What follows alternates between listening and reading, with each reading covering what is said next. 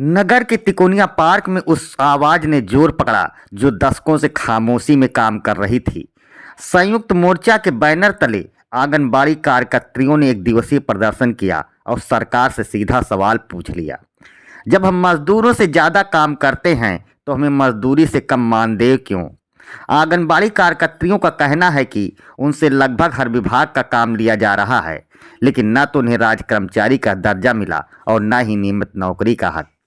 प्रदर्शन कर रही कार्यकर्त्रियों ने साफ शब्दों में चेतावनी दी है कि अगर उनकी मांगें जल्द पूरी नहीं की गईं तो आंदोलन सड़कों तक पहुंच जाएगा। इतना ही नहीं, आज उन्होंने राष्ट्रपति के नाम मांग पत्र ज्ञापन भी सौंपा। कार्यकर्त्रियों का कहना है कि अगर 2027 के चुनाव से पहले सरकार ने हमारी मांगें नहीं मानी तो हम सरकार को कुर्सी पर बैठने नहीं देंगे। यानी साफ है कि आंगनबाड़ी कार्यकर्त्रियां अब आर पार की लड़ाई के मूड में हैं। अब सवाल ये है कि क्या सरकार उनकी आवाज़ सुनेगी या फिर ये आंदोलन आने वाले समय में और बड़ा रूप लेगा? आपकी क्या राय है? कमेंट में ज़रूर बताइए। ऐसी ही ज़मीनी और सच्ची खबरों के लिए चैनल को लाइक, शेयर और सब्सक्राइब करना ना भूलें। नाम है आपका? नीलम श्रीवास्तव। ये किस तरह का आज जो है आप लोगों ने धरना प्रदर्शन किया है?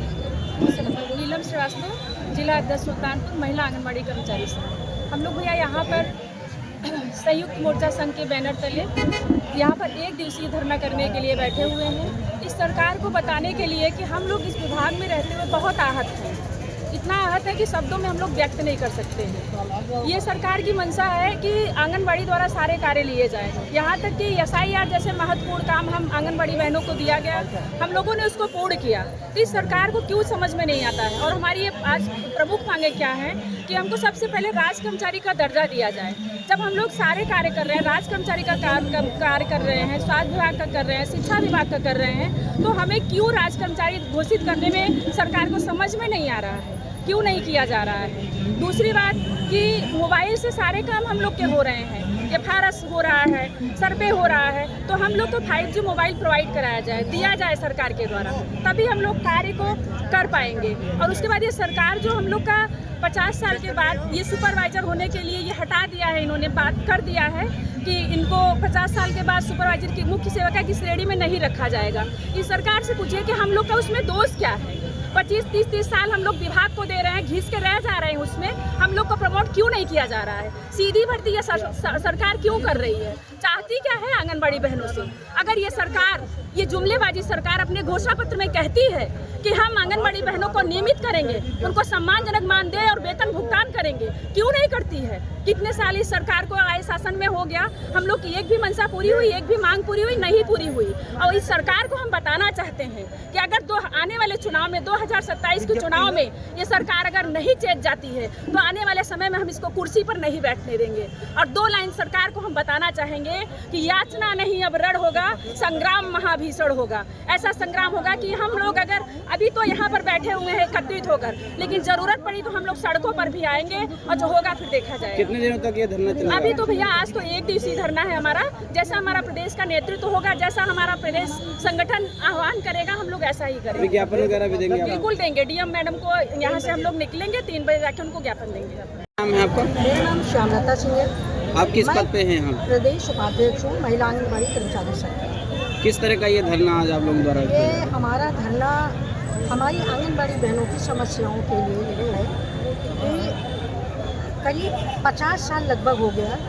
अक्टूबर 75 में योजना लागू हुई है, तब से 50 साल पूरे होने के बाद 20-50 साल पूरे होने पर हमारी बहनों को बहुत बड़ी उम्मीद थी कि सरकार कुछ न कुछ उनके लिए करे। लेकिन इतनी ख़राब कंडीशन है, आप ये समझें कि ना तो उन्हें मजदूरी के तौर पे कुछ दिया जा रहा है, जो एक मजदूर की मजदूरी होती है उसके बराबर भी इनका मानदेय नहीं है। न इन्हें दैनिक वेतन भोगी माना जाता है, न कर्मचारी माना जाता है। और जब इन्हें वेतन देने की बात आती है तो एक लाइन सरकार ये बोल करके अपना वो उल्लू सीधा कर लेती है कि आंगनबाड़ी बहनों का कार्य तो मात्र 4 घंटे का होता है। जबकि मैं आपको ये बताना चाहूँगी कि आंगनबाड़ी का कार्य सिर्फ ICDS का कार्य नहीं बचा रह गया है। आपके जितने भी विभाग हैं, चाहे वो राजस्व विभाग का सर्वे कराना हो, जनगणना करवानी हो, पल्स पोलियो का कार्यक्रम करवाना हो, इवन आप ये समझो SIR जैसे कार्यक्रम सब में आंगनबाड़ी बहनें ही हमारा कार्य करती हैं, लेकिन फिर उन्हें राज्य कर्मचारी का दर्जा देने में सरकार को क्या परेशानी है, क्यों नहीं देती है? अगर वो राज्य कर्मचारी का दर्जा दे देती है तो सारी समस्या का समाधान अपने आप हो जाएगा। तो हम लोगों की मांग है कि हमें राज्य कर्मचारी घोषित करें, जितना भी काम लेना हो। मैं काम से नहीं डरती हूँ, हमारी बहनें काम से बिल्कुल नहीं डरती हैं, लेकिन उन्हें राज्य कर्मचारी का दर्जा दिया जाए, अपने आप सारी समस्या का समाधान हो जाएगा। और एक बात, इस विभाग के सिस्टम में इतनी प्रॉब्लम्स है कि जो आंगनबाड़ी कार्यकर्त्री 30-30, 40-40 साल इस विभाग को अपनी सेवा दे रही हैं, अंत में ये कहा जाता है जब उनके प्रमोशन का टाइम आता है कि सुपरवाइजर बनना है कि अब इनका 50 साल पूरा होने वाला है तो वे सुपरवाइजर नहीं बन सकते।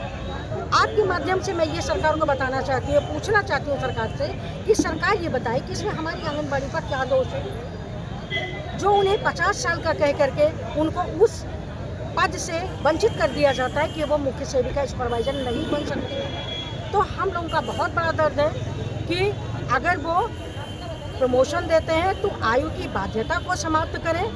समय की बात करते हैं कि 4 घंटे कार्य करती हैं तो और आंगनबाड़ी को शासकीय सरकारी कर्मचारी घोषित करें उन्हें, और यदि रिटायरमेंट भी देती हैं 62 साल पे आंगनबाड़ी को, तो रिटायरमेंट के बाद उनको ग्रेजुएटी या कुछ उनको ऐसी चीज़ें दें कि कम से कम उनका कुछ ना कुछ मदद अपने परिवार के लिए उनको मिल सके। अभी आप लोग ज्ञापन देंगे?